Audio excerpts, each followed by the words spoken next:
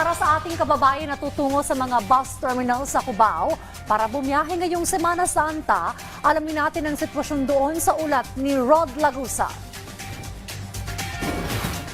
Sa paggunita ng mahal na araw, ilan sa mga kababayan natin ang piniling umuwi sa kani-kanilang mga probinsya. Ngunit kapansin-pansin na hindi dagsa ang mga pasahero sa mga bus terminal sa Cubao ngayong Miyerkules Santo. Sa aming pag-iikot, bagamat may mga pasaherong naghihintay, hindi mahaba ang mga pila. Ito ay sa kabila ng half-day na pasok sa mga tanggapan ng gobyerno at mataas na presyo ng langis, bunsod ng kaguluhan sa Middle East. Gaya ni Kenneth na half-day sa kanyang trabaho sa Pampanga, nagbabakasakali na makahanap ng biyahe pa uwi ng Lopez, Quezon. Hindi ko lang po sigurado, sir, pero magtitingin-tingin po kami kung saan kami makakasakay dito. Siguro hanggang hindi pa kami nakakita ng masasakyan, mag-stay pa kami dito, maghahanap-hanap pa kami.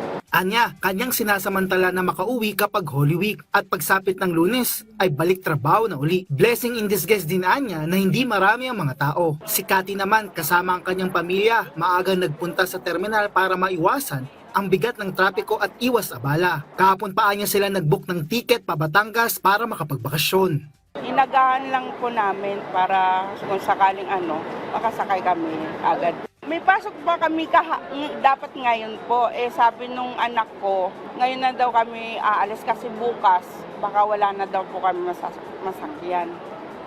Kaya umabsent na lang kami mag-asawa. Kaugnay nito, nakakalat din sa mga bus terminal sa Cubao ang mga police, traffic enforcers at iba pa para mapanatili ang seguridad. Rod Lagusad para sa Pambansang TV sa Bagong Pilipinas.